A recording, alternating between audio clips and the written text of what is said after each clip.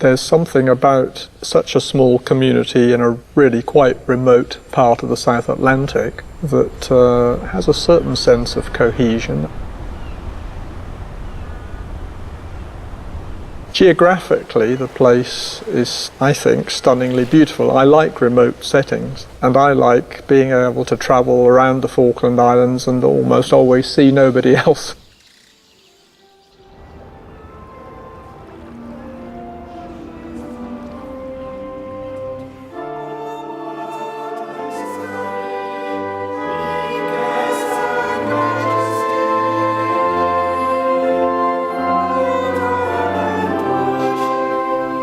I'm an Anglican parish priest, and I have the pastoral charge of all who live in the Falkland Islands, certainly from an Anglican community perspective. And my base is here in the Cathedral in Stanley, the most southerly cathedral in the world. What makes this church significant for me personally is the fact that it owes its origins to the vision of a man called Waite Stirling. He was the first bishop of the Falkland Islands. Waite Stirling was first and foremost a missionary, a Christian missionary, and he came down to this part of the world in the early 1860s, shortly after 8 British missionaries had been massacred in Tierra del Fuego by Fuegan Indians. He wrote in his journal that he fancied himself as God's sentinel, sent to the uttermost part of the earth, but if I can aspire to be a successor of God's sentinel in the uttermost part of the earth, well, that's not a bad goal, you know, and a thing to get me up in the morning with, really.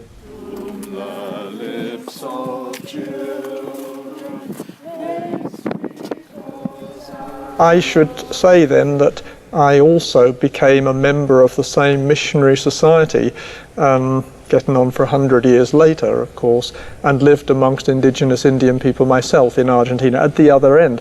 This was at the time when Argentina was under the control of a military junta, and there were turbulent periods.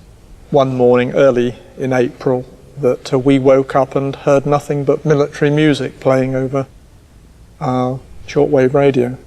But we eventually discovered that Argentina had invaded these islands, and our Argentine bishop was concerned from several hundred miles away that he couldn't guarantee our safety, and so he instructed us to cross to Paraguay if we could.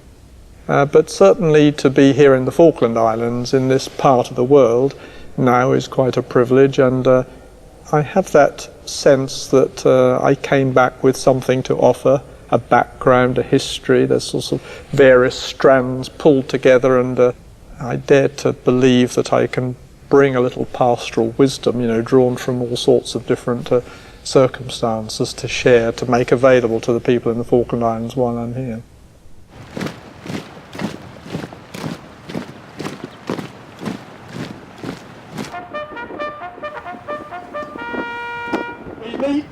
Today to commemorate the mobilisation of the Falkland Islands Defence Force on the night of April the 1st, 1982.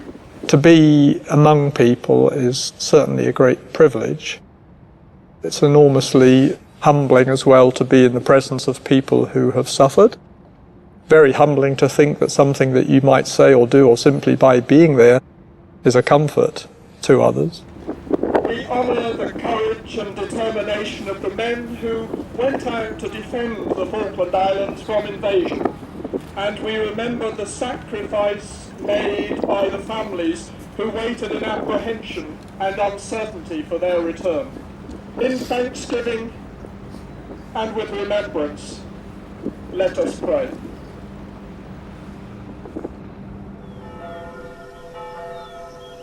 This iconic building of Christ Church Cathedral is a repository of memories of the Falkland Islands. my love of the Falkland Islands, people around here, the tragedy of the war in '82 and indeed other conflicts are reflected in these various flags and standards that hang in the cathedral. Naturally, I find myself wondering and praying about the future of these islands and what's going to come of them. I think that in many respects it would be fair to say that the Falkland Islands are fragile, but I don't see that fragility necessarily as a negative thing. The Falkland Islands and the way in which we manage ourselves in our present challenging circumstances offers the possibility of a model and a good example to many places in the rest of the world. And so I'd like to believe that if I played a small part in helping that vision to be realised, I could die a peaceful man.